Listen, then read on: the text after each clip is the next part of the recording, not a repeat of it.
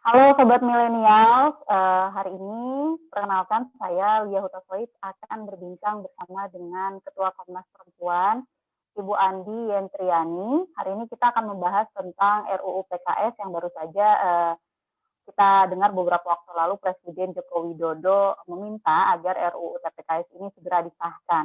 Nah, kami IDN Times berterima kasih sekali kepada Bu Andi mau membagikan waktunya serta mohon untuk meminta perspektif nih Bu terkait dengan arahan ini.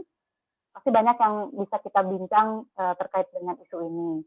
Baik Bu Andi, saya akan mulai ke pertanyaan pertama ya Bu. Silakan. Ya, terima kasih sebelumnya Ibu. Nah, ini aku mau bertanya pertama Bu, pasti paling basic adalah respon dari Komnas Perempuan terkait arahan Presiden ini seperti apa ya? Suatu yang kalau saya sendiri pun sebenarnya cukup kaget ya Bu, Bapak Presiden akhirnya mau ada omongan seperti ini. Nah, mungkin dari Ibu dan teman-teman Komnas Perempuan ada tanggapan Bu terkait hal ini. Ya, baik Mbak Lia, terima kasih nih untuk kita bisa membincang RUU Tindak Pidana Kekerasan Seksual, apalagi di awal tahun 2022 ya, di mana kita semuanya menanti sangat bahwa RUU TPKS ini akan menjadi salah satu agenda prioritas di dalam pembahasan program legislasi nasional di tahun 2022 ini. Kita tahu bahwa sebetulnya upaya untuk membentuk payung hukum yang lebih baik untuk isu kekerasan seksual ini kalau di Komnas Perempuan sendiri sudah sejak 2010 ya secara spesifik. Tetapi memang ketika kita lihat di dalam program legislasinya dia sudah mulai sekitar 7 tahun yang lalu gitu. Jadi di periode yang lalu, DPR periode yang lalu 2014-2019 tidak berhasil menyelesaikan pembahasannya. Sementara untuk periode 2019-2024 ini kita tahu bahwa sudah berproses 2 tahun ya, dan kita tahu bahwa banyak kasus yang muncul baik itu di media-media media-media massa, juga media-media sosial di Indonesia gitu. Dan selain isunya itu terus melambung dan kompleks sekali ya kasus-kasus yang muncul belakangan ini kan, tapi daya tanggap kita juga memang sangat terbatas gitu. Dan keterbatasannya itu kan bukan karena hanya sekedar nggak punya budget ya. Ini bukan sekedar tidak punya alokasi keuangan, ini lebih dari itu. Ada persoalan di tingkatan substansi, struktur, dan juga budaya hukum, serta proses pencegahan yang masih tidak efektif gitu. Karenanya pembahasan dan pengesahan segera dari rancangan undang-undang tindak pidana kekerasan seksual yang betul-betul memperhatikan pengalaman dari perempuan korban kekerasan itu sangat kita butuhkan. Nah, dengan pernyataan dari Pak Presiden, sesungguhnya kita menyambut baik ya. Dan kami juga mengamati bahwa selama ini Satgas yang telah dibentuk untuk RUU TPKS ini telah menyelenggarakan beberapa kali pertemuan gitu untuk mempercepat proses pembahasannya.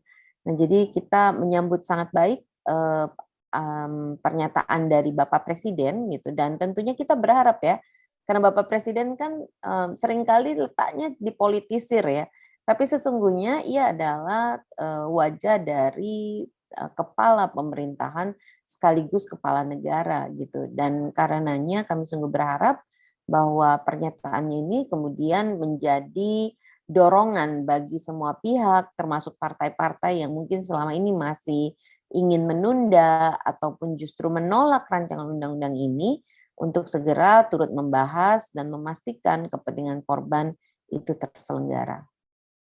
Oke, baik Ibu. Tadi ada beberapa hal yang disampaikan Ibu ya, dari 2010 Komnas Perempuan sudah menginisiasikan ini, mendesak ini, tapi masuk ke pemerintahan baru 2019, dan di 2016 itu Presiden sepakat ya Bu, itu dijadikan prolegnas ya, dan DPR. Nah ini Bu, apakah terlalu lama nih Bu, semenjak tahun-tahun itu Presiden baru kembali lagi menyuarakan masalah ini, menyuarakan desakan RUU TPKS? Menurut Komnas Perempuan terlalu lama Pak, sebenarnya harusnya dari dulu nih hal-hal seperti ini terus disuarakan dari istana gitu Bu. Saya pikir proses yang panjang ini lebih dari sudah masuk ke periode yang kedua ya, ini menunjukkan bahwa persoalannya sangat serius. Jadi yang pertama bukan persoalan isu kekerasan seksualnya, karena semua orang bilang, oh kami sepakat gitu ya. Bahkan dari partai yang ingin menunda ataupun yang menolak kan juga mengatakan begitu. Kami sepakat bahwa isu kekerasan seksual ini sangat genting, kami sepakat dia harus segera memiliki payung hukum yang lebih baik untuk pelindungan korban dan seterusnya. Tetapi gitu. Nah, jadi sebenarnya kita lebih penting melihat kata tetapinya. Tetapinya kenapa gitu? Ada yang sebetulnya karena menurut kami ya tidak terlalu memahami isu kekerasan seksual sebagai sebuah peristiwa yang sangat khas, memiliki dimensi yang khas dalam pengalaman, baik itu dia perempuan ketika menjadi korban ataupun laki-laki ketika menjadi korban. Begitu juga dalam situasi di dalam masyarakat, bagaimana masyarakat menyikapi atau merespon isu kekerasan seksual ini. Ada yang ingin mencampurkannya dengan persoalan-persoalan kesusilaan lainnya. Secara awam memang kita memikirkan bahwa isu kekerasan seksual ini terkait dengan bagaimana seseorang berperilaku ya. Bagaimana orang merasa bahwa ia bisa melakukan objektifikasi seksual pada pihak lain. Bagaimana orang menggunakan ruang kuasa yang ia miliki untuk kemudian melakukan penyerangan ataupun ancaman ataupun berbagai bentuk lainnya yang menyebabkan seseorang kehilangan gitu ya, baik itu otonomi atas dirinya dalam menentukan apakah dia ingin atau tidak ingin berelasi seksual, atau juga dampak yang paling berat itu kan sebetulnya trauma yang berkepanjangan ya, dan bahkan bisa menyebabkan orang kehilangan keinginan untuk melanjutkan kehidupannya. Tetapi kalau dia dipercampur adukkan, maka persoalan kesusilaan yang didiskusikan itu kan di satu titik ada yang menjadi korban, tetapi isu yang lain adalah persoalan-persoalan kesusilaan di mana tidak ada yang menjadi korban, dalam hal ini misalnya hubungan suka sama suka di luar perkawinan yang dianggap bertentangan dengan kesusilaan. Nah, bayangkan korban perkosaan ketika dia dicampurkan dengan persoalan kesusilaan ini, seringkali dia akan lebih banyak dituduh sebagai orang yang melakukannya dengan hubungan suka sama suka. Artinya ini kan pasti akan melemahkan korban ya. Dia tidak sebangun. Dia kelihatannya berkesinambungan, tetapi dia tidak sebangun. Karena itu kalau dia dicampurkan dalam pengaturannya, justru akan merugikan korban.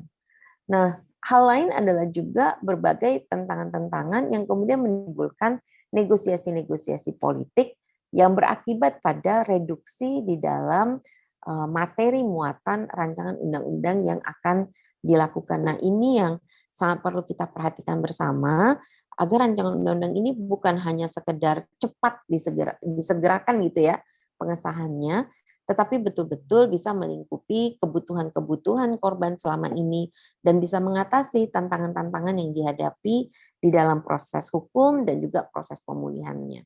Pertanyaan terakhir dari saya, Bu. Optimis apa sih Komnas Perempuan dan teman-teman lainnya, teman-teman lembaga lainnya, terkait dengan sinyal Pak Presiden yang kemarin untuk RUU TPKS segera disahkan, Bu? Di dalam situasi-situasi perjalanan 23 tahun Indonesia ya, ada banyak hal-hal yang kita anggap tidak mungkin, tapi dia terjadi. Misalnya, betapa dulu sulit kita meyakinkan orang bahwa kekerasan di dalam rumah tangga itu mungkin terjadi, memang terjadi. Perlu kemudian payung hukum yang secara spesifik. Kita sekarang punya undang-undang penghapusan kekerasan di dalam rumah tangga sejak tahun 2004. Kita juga punya undang-undang mengenai representasi perempuan ya di dalam politik, sekalipun masih ada berbagai hambatan-hambatannya gitu. Nah, jadi kalau ditanya soal optimis, kami optimis. Sebetulnya kan kita lihat bagaimana publik ya, terutama saya sangat senang sekali bagaimana perkembangan pemikiran yang ada di tingkatan publik. Sebagai orang yang telah berada di dalam isu ini selama lebih 20 tahun, kemudian secara spesifik mengamati perjalanan di tahun 2010, 2014, 2003 periode ini ya sekarang ya, sejak mulai digulirkannya isu kekerasan seksual, saya pikir sudah jauh berbeda bagaimana publik menyikapi isu kekerasan seksual. Saya senang sekali banyak kawan-kawan muda yang kemudian membuat kampanye-kampanye, membuat diskusi-diskusi di lingkungannya gitu. Dan sebagai pihak yang selalu diperebutkan ya suaranya teman-teman milenial ini, kawan-kawan adalah penentu masa depannya Indonesia, termasuk menentukan apakah RUU ini bisa segera dibahas dan disahkan. Suara teman-teman muda itu sangat diperhitungkan di dalam parlemen. Karena itu, kalaupun ada hambatan secara politik, saya yakin kita bisa bekerja bersama untuk memastikan perhatian pada korban ini akan tetap berada dalam jalurnya. Baik, terima kasih Bu Andi waktunya, terima kasih perspektifnya. Itu cukup sekian dari saya Bu wawancara hari ini. Terima kasih Ibu sudah mau membagikan waktunya, membagikan perspektifnya. Teman-teman milenial, berikut wawancara dengan Ketua Komnas Perempuan Ibu Andi Yentriani. Semoga kita sama-sama bisa mengawal ya Bu, agar RUU TPKS ini bisa segera disahkan. Terima kasih banyak Ibu. Sama-sama, salam sehat, salam Nusantara untuk kita semua. Salam sehat, terima kasih Ibu.